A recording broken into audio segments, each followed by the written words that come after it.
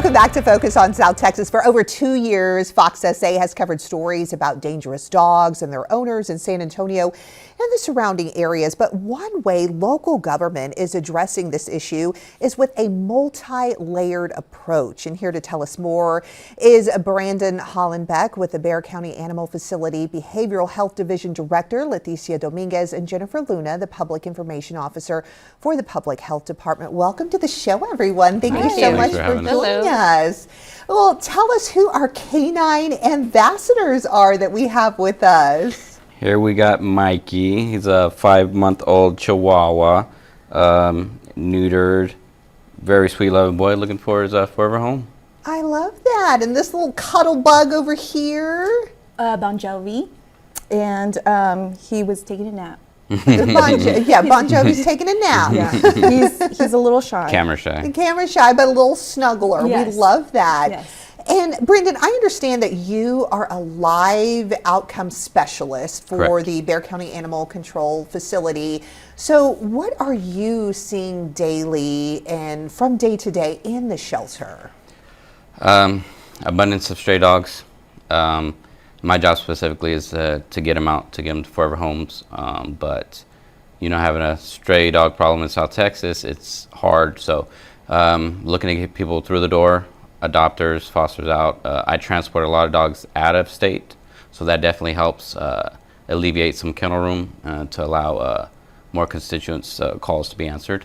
So a little bit of what I see day to day.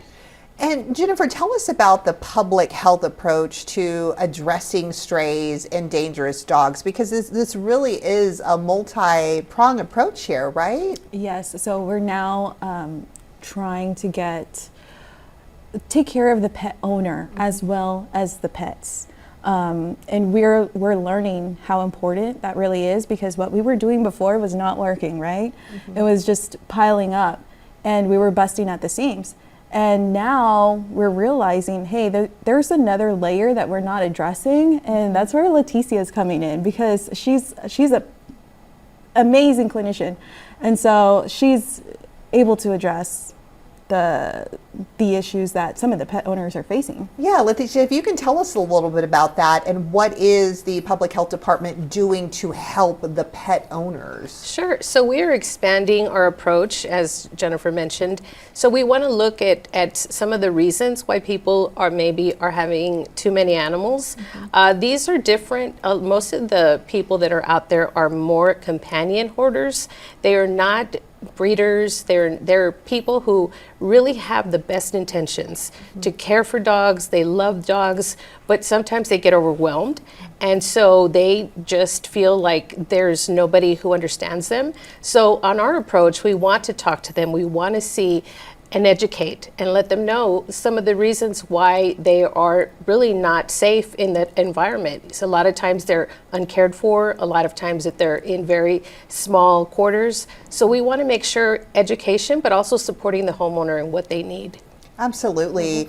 And Jennifer, what are some of the issues that pet owners are facing out there? So we just had a owner surrender at Robert Jared, and in that situation, Leticia. Yes. So in that situation, again, this was a person who had a large amount of dogs, loves these pets, and I totally want to know that she is allowed to have pets, but let's have them in a safe environment. Let's make sure they're vaccinated, that they're sterilized. So a lot of that is just the communication. What can we do for you to balance that out? And we do provide a lot of services that can help homeowners who don't have transportation, who may not have the ability to pay for those services. And Brandon, I think that that's kind of very critical. I mean, you mentioned the little dog Mikey here and kind of that spade and neuter approach, and kind of having, like Leticia, the pet sterilized. So it's kind of getting to make sure that, the population is controlled as well, right? Because when you see what you see in the shelter on a daily basis, I mean, that can be overwhelming, right? Yes, very. Most of the, 90%, 95% of the animals coming in are unaltered, no microchip identification on it. So finding an owner or where it came from is tough. I tend to think we're like a throwaway society. People let their dogs roam. Oh, I'll get another one, or I don't care about it. Oh, it has skin issues, you know. So, yeah. So those are some of the tasks that we face on some of these animals coming in. So if we can get them altered, or if we can find out where they came from, offer them pre-services to get them spayed or neutered, give them back to their homes. So it don't take up a kennel here. They're completely vaccinated, and there's no chance of them repopulating. Would definitely help. What advice do you guys have for pet owners out there as well? You mentioned the microchip, you mentioned, the spayed and neuter, because I know that Bexar County, you guys have a variety of services. There are services out there, and a lot of times people, they want to do good by their animals, but a lot of it is just lack of information. They don't know where to go or how to go about it. So how do we approach that? So our website is a great resource for pet owners.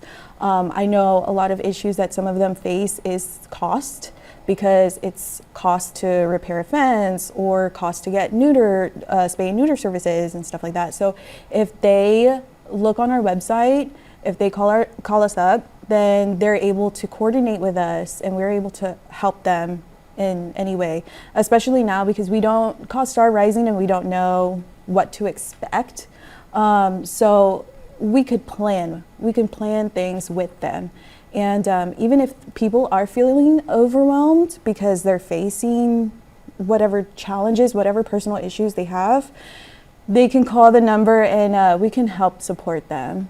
Right, and I think at the end of the day, it's all about doing that compassionate approach. Leticia, you have kind of worked directly with those pet owners, and it's kind of giving that compassionate approach in order to lead to a solution, right? Correct.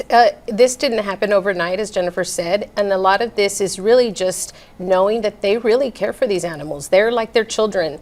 And so our objective is not to take ownership of any dogs. We want to make sure that they are safe, that the public is safe. That is our main priority, and that the homeowners feel good about taking care of their pets. And so we really want to support them. And there's always a lot of issues that happen that lead to that. And so we also want to talk about maybe some of the traumas that have happened in their life, to see what has happened and how can we help you overcome that. I love that. Well, Brandon, Leticia, Jennifer, thank you so much for being on the show. Thanks for having us. And thank you to And our pups. canine ambassadors as well. Remember, they are up for adoption, and look how well behaved they are. They need their forever families, guys, so you know where to go.